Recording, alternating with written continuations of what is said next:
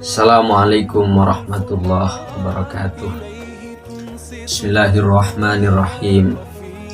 Alhamdulillahirabbil alamin wassalatu wassalamu ala sayyidil mursalin wa ala alihi wa sahbihi ajmain, amma ba'du. Teman-teman sekalian, pada pertemuan kita kali ini sedikit akan membahas satu poin penting yang harus kita ketahui sebagai calon mufassir, khususnya teman-teman yang ada di Prodi IAT di Fakultas Usuluddin Institut Agama Islam Hasanuddin Pare. Semuanya harus mengetahui terhadap satu pembahasan ini, karena pembahasan ini sangat penting untuk diketahui bagi seorang mufassir. Bagaimana nanti bisa memahami Al-Quran secara benar? Nah, tentu salah satunya adalah dengan memahami pada tema pembahasan kita kali ini. Bismillahirrahmanirrahim. Di dalam kitab Al-Itqan fi Ulumil Quran, karya daripada Syekh Jalaluddin As-Suyuti, tepatnya di halaman 221, Bismillahirrahmanirrahim, An-Naw'ul Arba'un bi ma'rifati ma'anil adawat allati yahtaju ilaihal mufassir.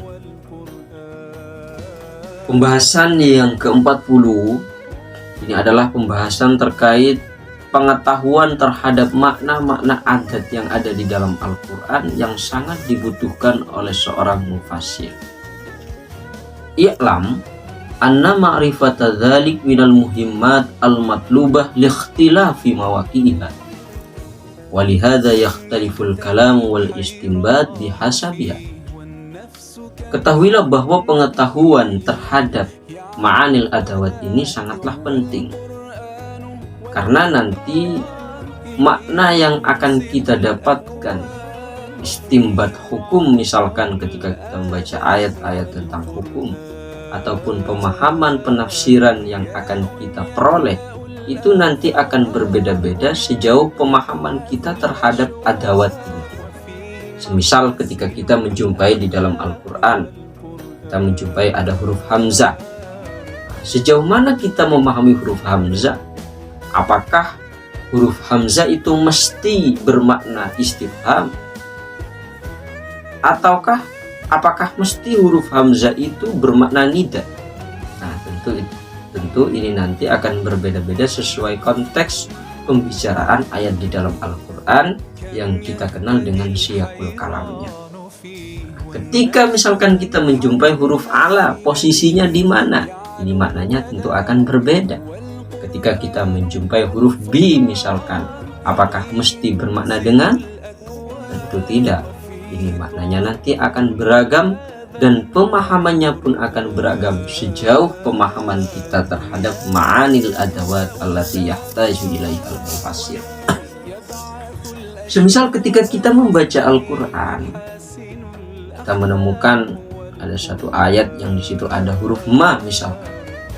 Apakah ma di situ mesti maknanya adalah sebagai ma istifham, sebagai kata tanya, ataukah mesti sebagai ma nafiyah, ataukah mesti sebagai ma mausuliyah, ataukah mesti sebagai ma syartiyah? Tentu nanti ini akan berbeda-beda pemahaman kita sejauh pemahaman kita terhadap ma'anil adawat. Salah satu contoh yang disebutkan di dalam kitab Al-Itqan, setidaknya nanti saya akan uraikan 3 contoh yang menunjukkan tentang urgensi pengetahuan terhadap pembahasan kita kali ini. Kama fi qoulihi ta'ala wa inna au iyyakum la'ala hudan au fi dhalalim mubin. Kata Allah di dalam Al-Qur'an, wa inna, dan sesungguhnya kita, au iyyakum, ataukah kalian semua, la'ala hudan, sungguh berada pada jalan petunjuk, au fi dhalalim mubin, ataukah justru berada pada kesesatan yang nyata. Bagi seorang mufassir, ketika melihat ada ayat seperti ini, di sana ada lafadz la'ala hudan, di situ ada ala sebagai huruf jar. Begitu juga pada lafadz fi dhalalim mubin ada fi sebagai huruf jar. Rahasianya apa? Kenapa pada lafadz hudan Allah mengatakan la'ala menggunakan huruf jar ala? Sedangkan pada lafaz fi dhalalim mubin, di situ Allah menggunakan huruf jar fi.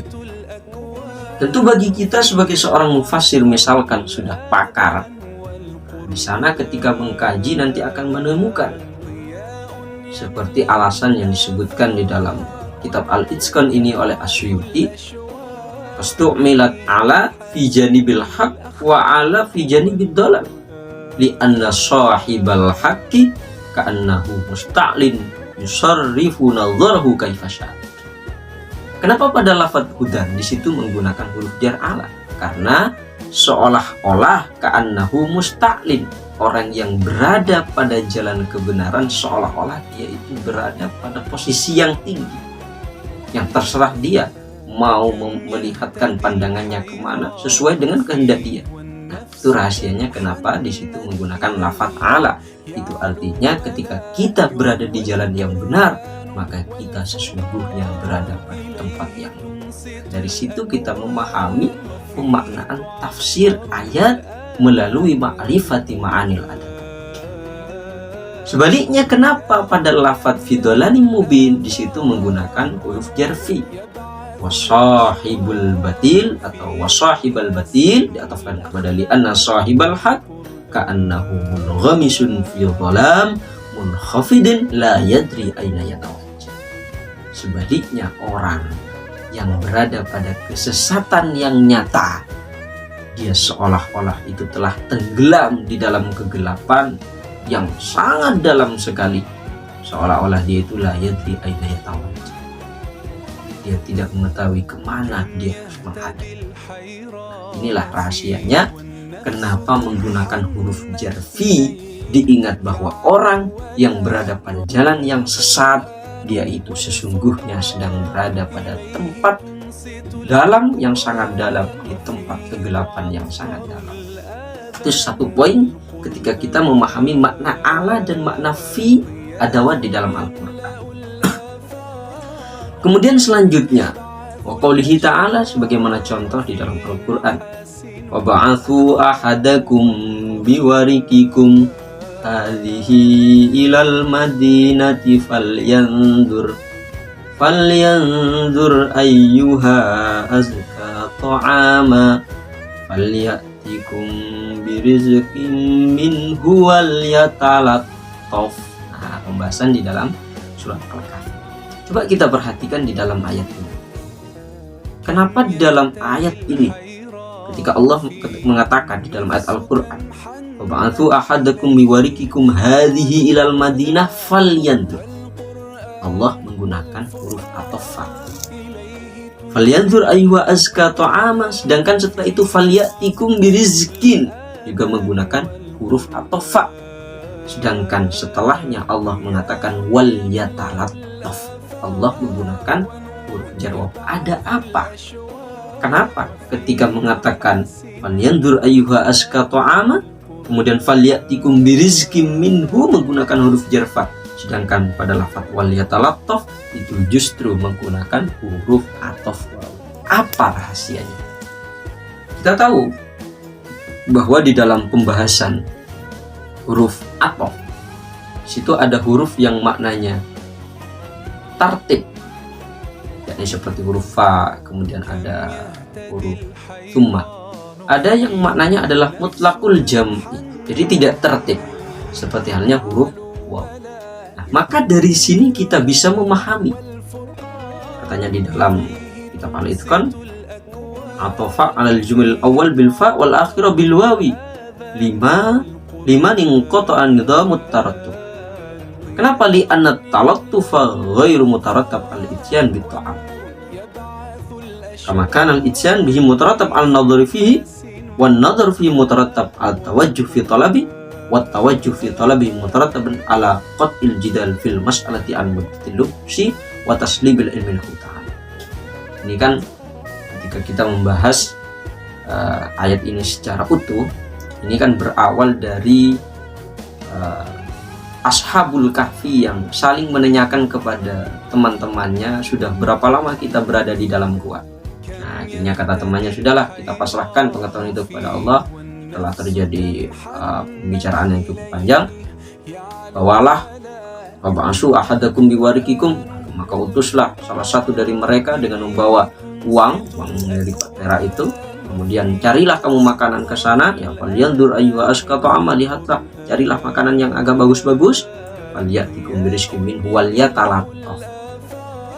Dari sini kita bisa mengetahui bahwa mulai dari awalnya falyandur ayyuha azka itu terjadi tertib karena menggunakan huruf atau fa. Kemudian setelah falyandur ayyuha azka ta'ama, melihat makanan-makanan yang bagus, falyatikum. Nah, kemudian dia datang, itu terjadi tertib. Akan tetapi untuk lafaz walyatalattaf di situ tidak terjadi tertib. Sebagaimana dikatakan tadi, li'anna talattufa ghairu mutarattabin 'alal itsyani bit-ta'am. Sedangkan untuk yang lainnya, al-itsyan bihi ya mutarattab 'ala an-nadhari fi wan nadhar fi mutarattabun 'ala tawajjuh fi talabi wat tawajjuh fi talabi mutarattaban 'ala qat'il jidal fi mas'alatin an muddatil lubsi wa taslimil ilmi lahu ta'ala. Jadi terjadi kesinambungan ketika terjadi perdebatan mengenai berapa lama dia itu berada di gua, kemudian setelah itu dia berangkat.